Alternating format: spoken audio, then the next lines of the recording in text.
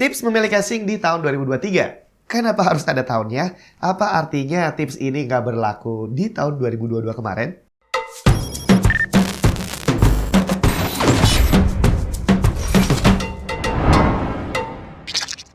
Windows kamu masih bajakan? Ganti original, malulah. Karena sekarang kamu udah bisa beli lisensi Windows original pakai GoPay dan OVO di cdkeysales.com. Tinggal klik link di bawah, masukin keranjang, tulis kode voucher TNT untuk dapat diskon tambahan, check out dan pilih metode pembayarannya. Kalau udah selesai, kamu akan dapat lisensi Windows original yang bisa langsung dipakai untuk mengaktifasi Windows kamu. Bukan cuma Windows, di cdkeysales.com kamu juga bisa beli software dan game original. Link lengkap ada di deskripsi.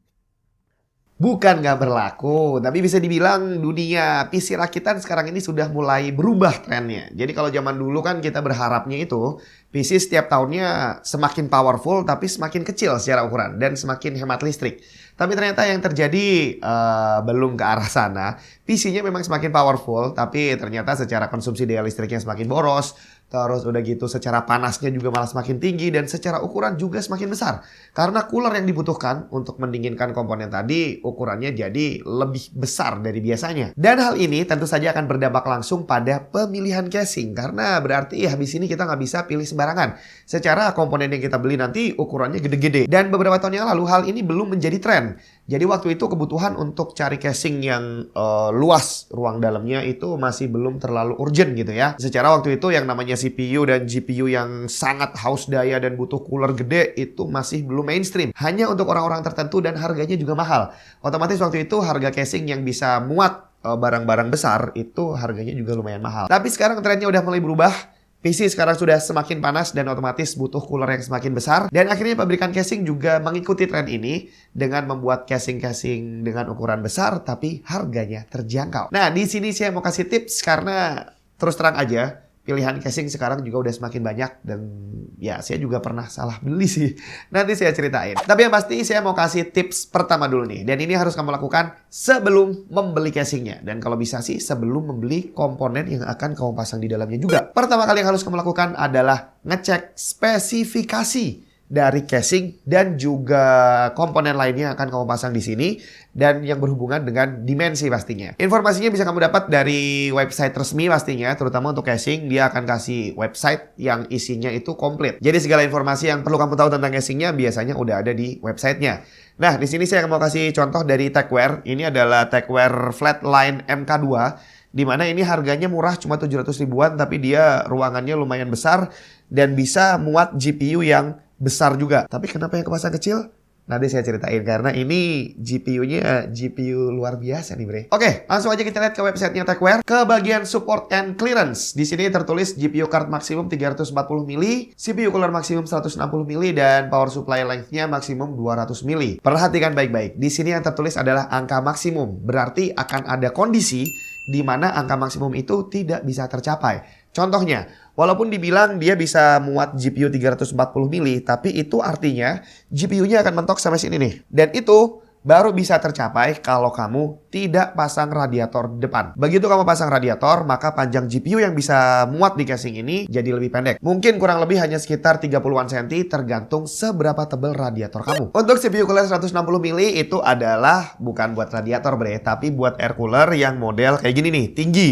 Jadi tingginya dia tidak boleh lebih dari 160 mm karena begitu dia lebih, walaupun sedikit 161, besar kemungkinan dia akan mentok sama side panelnya. Jadi nggak usah berkompromi, nggak usah nyoba nanya ke orang kalau 162 muat atau enggak. Ya kalau spek casingnya bilang kayak gitu, udah nurut aja daripada terlanjur beli nggak bisa dipasang. Nah berarti di sini kamu juga perlu tahu dimensi dari GPU dan juga cooler yang akan kamu pasang di sini. Sebelum beli cek dulu. Cuma kalau untuk cooler sih ada di websitenya biasanya ada. Tapi kalau untuk GPU biasanya di website resmi tidak mencantumkan dimensi. Jadi ini bisa kamu cari lewat Google.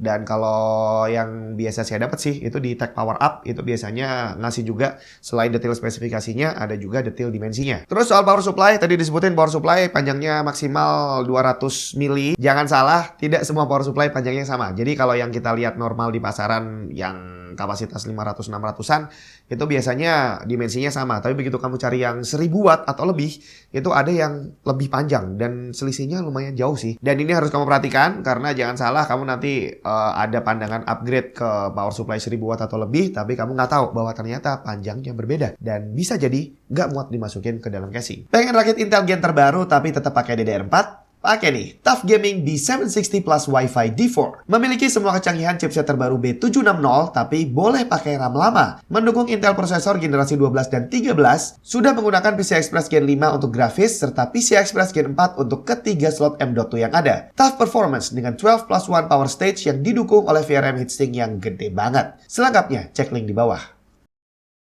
Berikutnya kita lihat dimensi radiator dan juga kipas yang disupport sama casing ini. Di sini tertulis bagian depan bisa terpasang 3x120 mili yang udah include di dalam paket penjualan, atau bisa juga dipasang 2x140 mili tapi beli sendiri. Di bagian belakang cuma bisa untuk satu fan 120 mili dan ini juga udah include dalam penjualan. Sedangkan bagian atasnya bisa untuk 2x120 atau 2x140 beli sendiri. Nah, yang perlu kamu perhatikan adalah dimensi fan ini nggak sama seperti dimensi radiator.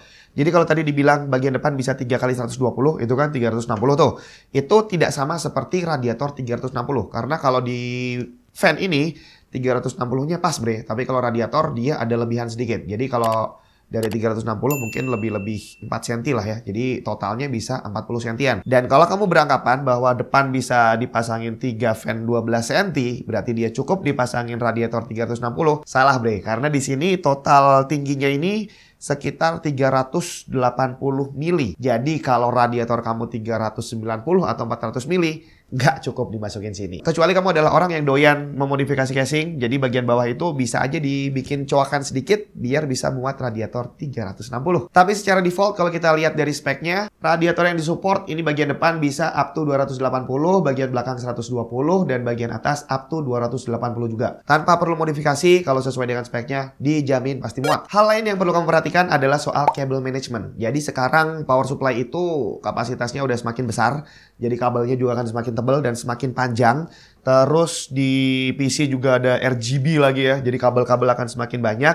Otomatis kamu akan butuh ruangan yang lumayan lega agar kamu bisa ngatur kabel. Cable management bre. Jadi kalau kamu cari casing, carilah yang di speknya nulis ada tentang cable management. Soalnya walaupun semua casing itu tertutup side panel, tidak semuanya ngasih ruang lebih untuk pengaturan kabel. Terus perhatikan juga nih, bagian bawah ini yang tertutup.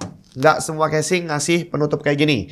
Jadi ini dia ngasih tutup full, ada juga yang ngasih di sini terbuka bagian power supply-nya, ada juga yang nggak ngasih tutup sama sekali. Dan kalau yang model kayak gini masih aman lah, kita nggak perlu ngatur rapi-rapi, tinggal dimasukin aja nggak bakal kelihatan. Tapi kalau penutupnya ini nggak ada, berarti kamu harus keluar effort lebih agar bisa merapikan kabel biar lebih sedap dipandang lah ya. Sama satu lagi, bagian power supply ini nggak terbuka. Jadi kalau kamu pakai power supply, nggak usah pakai RGB karena nggak bakal kelihatan. Jangan salah juga, ada juga yang ngasih bukaan. Jadi kalau kamu pengen pamer RGB atau pengen pamer power supply yang mahal, ya pastikan cari casing yang ininya terbuka gitu ya. Fitur berikutnya yang sebenarnya paling penting, tapi ini jarang diperhatikan karena orang menganggap semua casing itu sama. Beda. Ini tentang airflow-nya. Dan ini yang tadi di awal saya sebutin bahwa saya sempat salah beli casing. Itu karena ternyata airflow-nya busuk bre. Kalau standarnya sih dari depan itu adalah untuk udara masuk, dari bawah juga untuk udara masuk. Cuma dari bawah ini biasanya lubangnya hanya untuk power supply doang. Terus kalau belakang ini untuk buang angin ke belakang dan yang atas untuk buang angin ke atas. Buang angin gak enak banget ngomongnya ya. Nah, jadi kalau kamu mau naruh radiator di depan ya usahakan dia dorong udara masuk. Kalau di atas dia nyedot udara keluar. Dorong udara keluar gitu ya. Nah, di casing ini dia depannya adalah mesh. Jadi udah bisa dipastikan bahwa udara masuk akan sangat lancar. Tapi banyak casing yang depannya ini bukan mesh, jadi dia tertutup entah kaca, entah tertutup panel solid gitu ya. Dan ini yang perlu kamu perhatikan, karena ada casing yang dia ngasih solid tapi ternyata nggak ada lubang sama sekali. Dia ngasih tempat untuk pasang kipas tapi ternyata kipasnya nggak bisa berfungsi untuk narik udara dari luar karena nggak ada lubang untuk itu. Dan ini adalah salah satu casing yang saya pakai di studio gitu ya. Jadi dia ada tempatnya untuk kipas tapi ternyata nggak ada lubang sama sekali untuk narik udara dari luar. Jadi kipasnya itu hanya untuk muterin udara panas yang ada di dalam. Dan begitu saya pasang radiatornya di depan, temperaturnya langsung panas nggak karu-karuan. CPU-nya panas, terus temperatur dalamnya juga kalau ditutup nih side panelnya, ikutan panas. Semakin lama semakin panas. Nah, untuk casing yang tidak mesh seperti ini, pastikan aja dia bawahnya ada lubang atau mungkin dari sampingnya ada lubang. Yang penting pastikan bahwa kipasnya akan bisa berfungsi untuk menyedot udara segar dari luar masuk ke dalam casing. Terus ada lagi fitur tambahan yang biasanya jadi nilai plus tapi nggak wajib juga. Jadi mekanisme bongkar pasangnya. Jadi kayak misalkan mesh atas ini ada yang modelnya dibaut, ada yang pakai magnet kayak gini. Terus untuk side panel juga ada yang pakai baut, ada yang pakai magnet, ada yang pakai engsel, macam-macam. Kalau yang Techwear ini dia pakai model engsel. Terus ada juga yang part lainnya juga nggak butuh baut. Jadi semuanya pakai model ditempel pakai magnet gitu ada. Terus yang pakai kayak lubang itu snap masuk ke dalam itu juga ada juga. Kalau ini dia gabungan bre. Jadi yang bagian sini dia pakai engsel dan magnet, lainnya masih pakai baut. Kurang lebih seperti itu. Jadi kalau kamu nggak butuh sekarang untuk cari casing dengan ruangan besar, mungkin kamu bakal butuh tahun depan di saat RTX 40 harganya sudah mulai turun kali ya. Ya itu tadi kira-kira hal-hal yang perlu kamu perhatikan saat memilih casing. Jangan sampai salah pilih, karena kalau sampai salah beli, dan terutama salah belinya adalah masalah airflow, di mana nanti akhirnya temperaturnya jadi tinggi, otomatis dia akan berpengaruh bukan cuma ke performance, tapi juga ke daya tahan hardware yang terpasang di dalam casingnya. Kita ketemu lagi di video yang lain. Sorry, lupa ngasih tahu tadi ini GPU apaan. Ini GPU lagi rame di forum. Banyak yang nanya, bukan cuma forum Indonesia tapi forum luar juga ternyata. Dari brand yang namanya Isurix. Penasaran? Tungguin videonya.